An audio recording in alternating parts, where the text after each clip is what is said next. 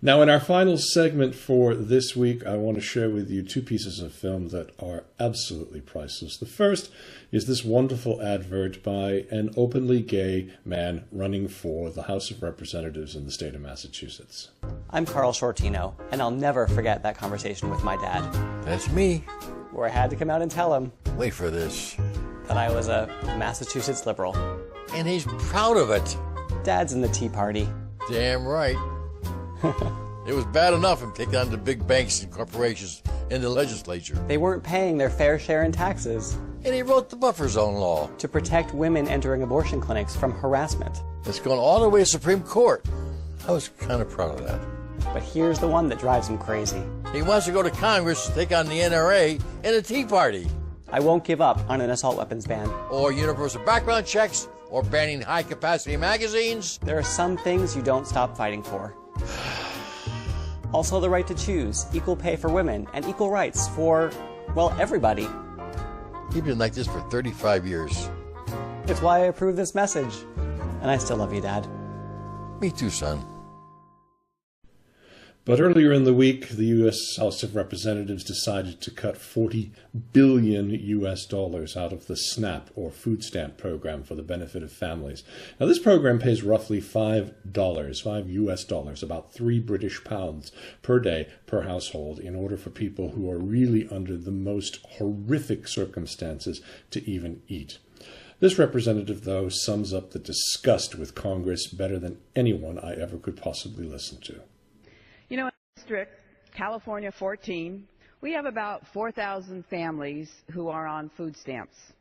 But some of my colleagues have thousands and thousands more.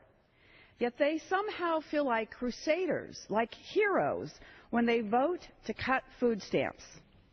Some of these same members travel to foreign countries under the guise of official business. They dine at lavish restaurants, eating steak, vodka, and even caviar. They receive money to do this.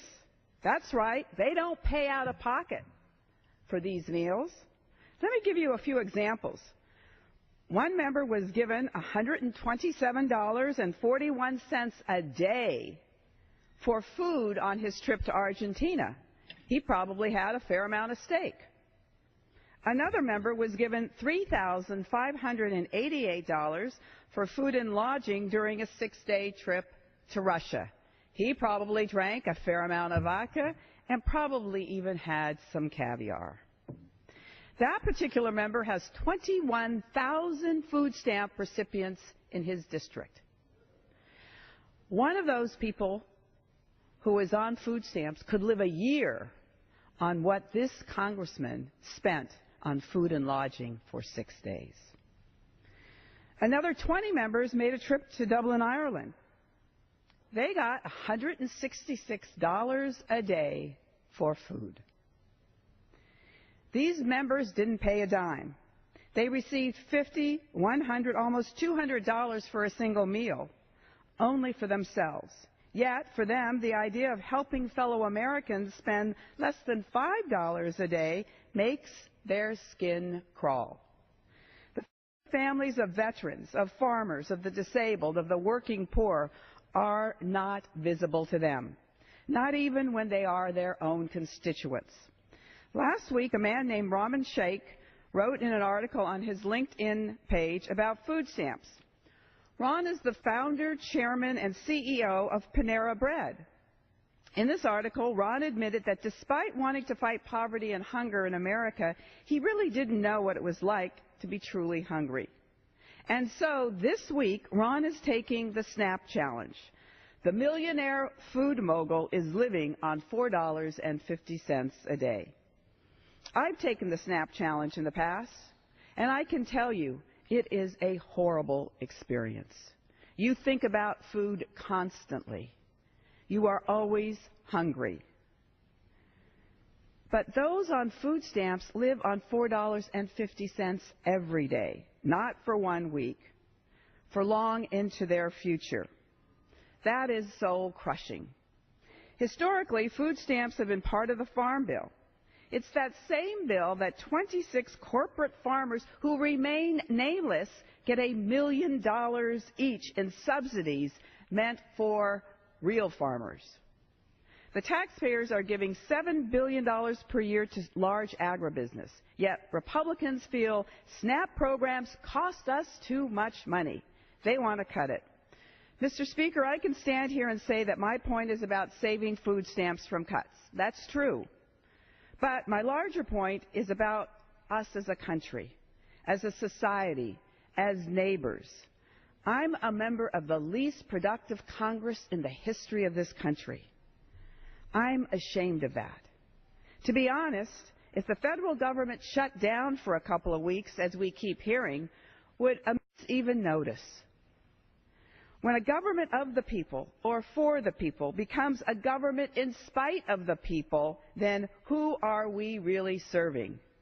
If we refuse to take care of those who are the most vulnerable at a tiny fraction of the cost of, say, our defense budget, don't we cease to be true public servants?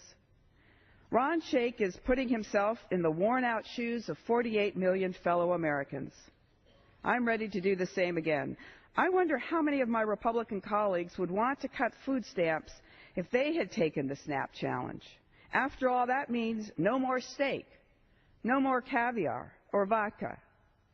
Based on these members' eating habits, I wonder if they could survive. That'll do it for this week's episode of Worldview with Dennis Campbell for the week starting Monday, September 16th, 2013. We hope you've enjoyed it as much as we've enjoyed bringing it to you. You can follow us on Twitter at Worldview Show and Facebook.com/Worldview Show. And you can watch clips of our show anytime on demand at YouTube.com/Worldview Show. We'd love to hear from you. Our email address is worldviewshow@gmail.com. The banner and logos that we use in the show were created by Peter Barry Ertiel. You can reach him at www.peterbertiel.com. The voiceover on the podcast and taking us into and out of breaks is done by Gerald Price. You can find his work at geraldprice.co.uk. Thanks for joining us. We'll see you next week.